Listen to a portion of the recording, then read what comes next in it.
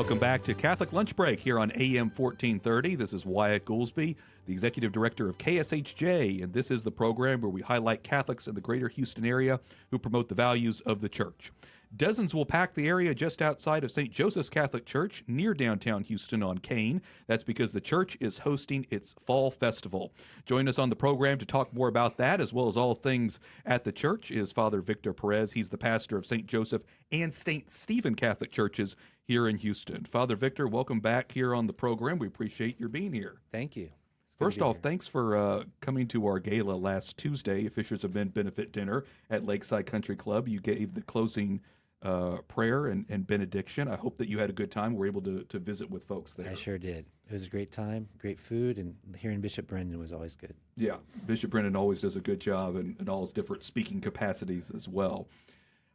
I know we have the big fall festival coming up this Saturday, so tell me a little bit about that for people who may not be aware of what's going on. Yeah, so the front of the church is a Kane Street, so we closed down Kane Street. We have all these city permits, and we put a stage at the end of the street, and there's different bands that play, so Spanish and English, different just good bands, and then get some people dancing. Also, we have lots of different food booths by our parishioners. There's a Cajun booth, there's Mexican, Colombian, American, all types of food. And actually this year also we're getting the Astros 2022 trophy to be there, so from 4 to 6. So that's kind of neat. I just saw that on social media. I was going to say I follow St. Joseph's Catholic Church, and I saw that a couple days ago that there's the picture of the trophy, and I'm like, oh, wow. If all those vendors and all of the people from all over Houston coming to St. Joseph's wasn't enough, from 4 o'clock to 6 o'clock in that afternoon, you'll have the 2022 championship trophy on display so people can take photos. Now, I particularly like that because I'm a Houston Astros fan. But how did you all manage to get that one? I was going to say not many churches managed to secure the championship trophy. Yeah, actually St. Jerome had it recently, and I was with Armando, who's the one that works for the marketing department of the Astros, and I asked him about having it, and he's like, no, because we're going to be in the playoffs, but of course we lost. Yeah. So that's why we can have the consolation prizes, at least see the trophy and have some of the Astros spirit there. So. Oh, okay, very good. No, I didn't think about that till you mentioned that, Father Victor, that now they're out of the playoffs. You're right. If they were still in it, they'd have the trophy there. Yeah, we're usually really excited during the festival watching the Astros, but that's okay. Well, maybe next year. You know what? Maybe they'll bounce back.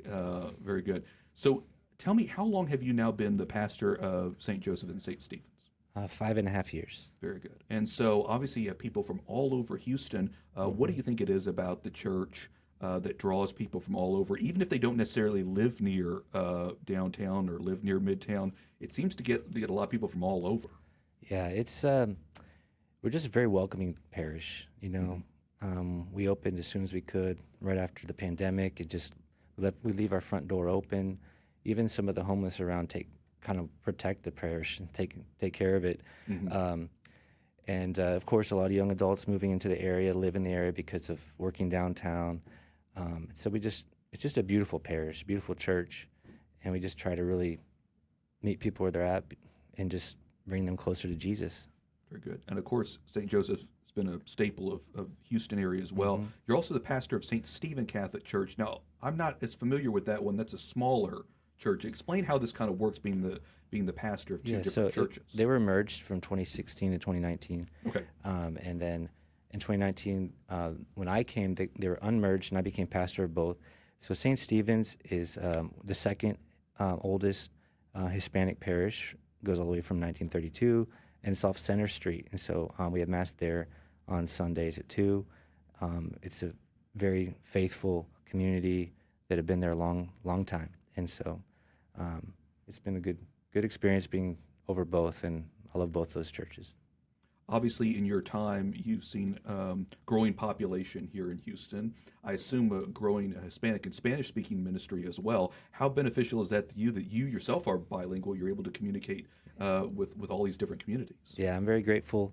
I studied in Spain in college when I went to UT, and after my first semester studying abroad, my teacher was like, "You got to stay another semester. You don't know enough Spanish." And I was like, "He's right. I need to stay another semester."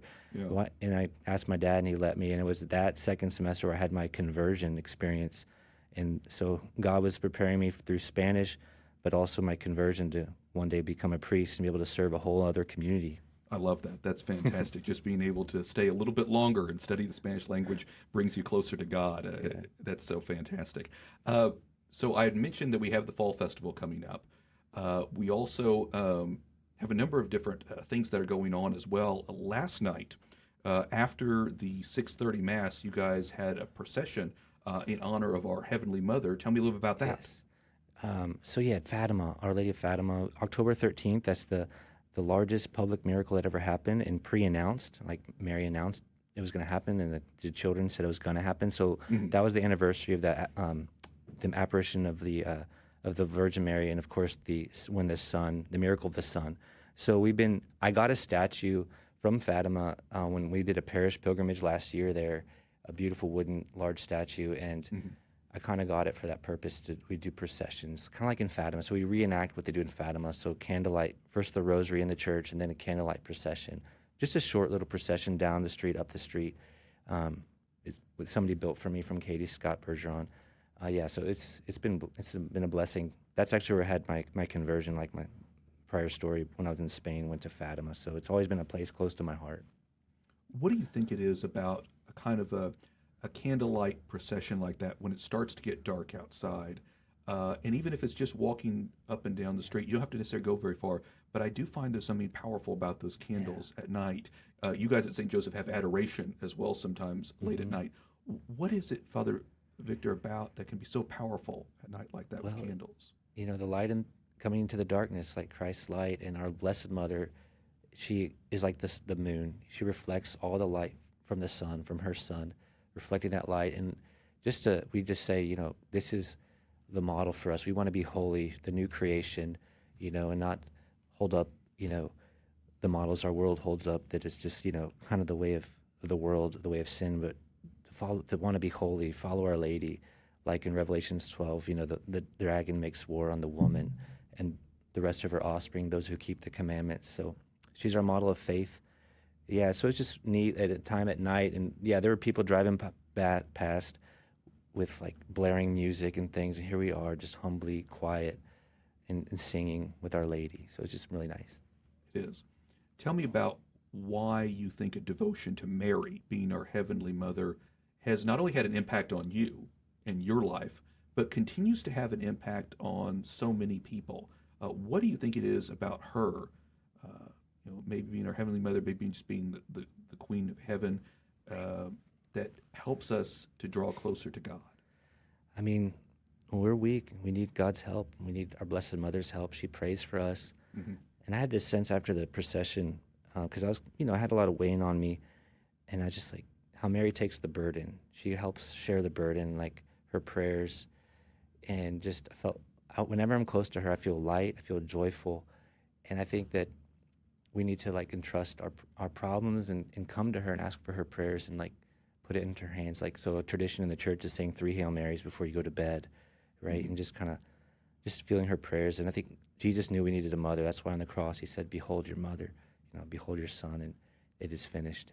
And so she is our Blessed Mother, and it's very simple. We should just love her because Jesus loves her so much too. I want to go back and repeat that point that you had raised. For anybody who's just now happened to be tuning in here on the radio, AM 1430, this is Wyatt Goolsby, and I'm talking with Father Victor Perez of St. Joseph and St. Stephen Catholic Churches. And you had raised a good point in the church tradition that can be a powerful reminder before we go to bed at night to pray 3 Hail Marys. It's something simple, right? I mean, we can all do it. It may be difficult to pray a whole rosary at night. That's hard.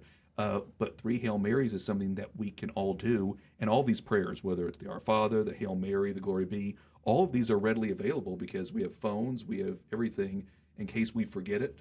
People who pray it regularly, or maybe people who are listening to this program who haven't come back to the church in a while, they can start with that. Just pray a Hail Mary. Tell me about the importance of just sometimes a simple prayer can draw you back closer to God. Right. The Angelus is something very beautiful to say, just remembering how God became flesh and having Mary as a model of faith. And Mary, saying to Hail Mary, you're using God's own words that he saluted Mary with through the angel. Hail Mary, full of grace. And so it's just a beautiful thing to do. And it's in the scriptures, right? Very good. So again, we've got the St. Joseph Fall Festival, which is coming up this Saturday, and it's going to be starting at noon, goes all the way till night, till 10 o'clock as well. In addition to all of that, you guys at St. Joseph are working on a capital campaign as well. What's the idea behind that? It's called Building with Joseph, Building for Jesus. It's our first capital campaign in recent memory. We're trying to build a new parish hall. It'll be a very inviting space because currently we have a tiny little cafeteria and it's pretty much falling apart. And the kitchen needs badly updated. And so we're building where the people gather because we have Sunday kitchen every Sunday. So we're just going to have a good inviting place, like a porch. Also, you can divide it off so you can have formation opportunities in this hall as well. So that's what we're working on. And so how do people learn more about that? Is there information on the website? Yes, right on now? our website, thank you. saintjoseph.com. So saint spelled out, saintjoseph.org, saintjoseph.org, and then under campaign. And I'm not necessarily familiar with how churches run capital campaigns. When did you guys get that started, and how long do you know to kind of run towards it? Do you put it in the bulletin, or how do you let people know about it? It's a 3-year campaign. Okay. It's my personal first one I've ever done. Okay. I never set out to do a campaign, but you see the needs, how the material needs can serve the spiritual. And so, yeah, that would be 3 years. And we just kicked it off by doing some receptions last mid-September. Okay. Or the end of September, yeah. So brand new. Okay, very good. And so, again, just to reiterate, it's not for the church itself. It's for that parish, all that need for other activities and events and things that you guys are going to do for fellowship, right? Yes, and also if we're successful enough, we're going to have enough to paint the church. We've already recently tuck pointed it. That means all new mortar, because it's built in 1901, all new mortar in between all the bricks. And so now, hopefully, we'll be able to paint it soon, one day. Once we can move into the new building, hopefully when we have to move out for the painting. So anyway. Wait, hang on a second. 1901? That's how long the church has been around. That building was built in 1901. Wow. And the first one was 1880, but it was destroyed in the 1900 storm. Okay. Wow, it's incredible to think that it's been around that long. It's older than the Titanic. Wow. Speaking of water, I do want to mention the fact that you guys serve the homeless. I was there at the church last year for, is it Moving Waters is the name of the group that comes there, helps the homeless. They provide showers. Tell me a little bit about how you guys at St. Joseph look to serve the homeless, or at least be a capacity where people can come to do so. So 10 to 2 every Wednesday we have Moving Waters. It's a nonprofit that, praise God, God provided for us to just have this.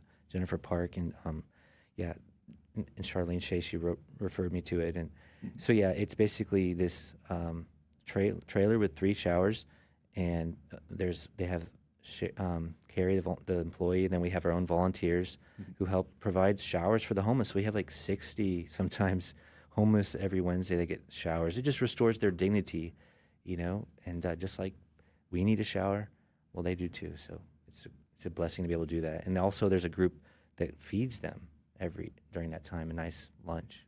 Very good. When you pray with them, or sometimes they might ask you to pray with them, how do you pray with somebody who's homeless, or somebody who might really be struggling? And I know that a lot of homeless people here at Houston, they might have mental struggles as well. So they're doing the best they can, but they really have difficulty. How do you begin to talk with them, pray with them, and try to help their spiritual needs as they get the food and the shower and the physical needs that they need? They come up to me, a lot of them, and will ask me for a blessing. And I just give them a blessing, and, and I talk to them, just to, how you doing? Not to be afraid to talk to them. They ask for things, and I try to help them as much as I can, some shoes, whatever it is they need, socks. We're doing Socktober right now, so. Socktober. Yes, so Moving Waters promoting Socktober, so we can give socks to the homeless and underwear. And so. So can people donate to the church then if they want to? Yeah. Okay. So what do they got to do? Just drop off socks and underwear? Just drop off socks and brand new underwear to the church. Right. And the good part about that is that those are always in use, right? I mean, that have to be an October thing. You guys have that population around that's always going to be in need of it. So and Mondays we also serve sandwiches to the homeless. It's a neat place because we have 6th Ward, which is kind of a nice area, and then right on the edge of downtown. So it's a mix of different types of people that can, an opportunity to help the homeless. So it's good. Very good. Excellent. So we just keep that in mind. It's October. Fall Festival is this Saturday again from noon to 10 o'clock. You guys also have more information on the website about the capital campaign. Father Victor, give me the URL, the web address for the church. Yes, stjoseph.org, Saint spelled out, joseph.org is our website. And I also want to plug St. Stephen's has their festival November 10th. It's a Sunday. Just want to plug that as well. And that's at the church? That's at St. Stephen's in 1912 Center Street in front of it. Mm-hmm. And is it going to be an afternoon event for that one in November? It'll start from the morning, 10 till about 9 or 10. And that's it across the street, all right off Washington Avenue. So, yeah. Very good. Okay. Well, I'll stay in touch with you on that one, Father Victor, so that way you can send me the flyer by email. And we'll be happy to post that on social media and let people know about that one as it gets closer as well. Well, we appreciate you taking the time, Father Victor Perez. Like I said, not only are you a supporter of our ministry, but you like to get involved in so many Catholic activities and events here in the greater Houston area. We really appreciate your taking the time to be here. Father Victor Perez, pastor of St. Joseph and St. Stephen Catholic Churches in Houston. Thank you so much for joining us. Thank you, Wyatt. God bless you all. Okay.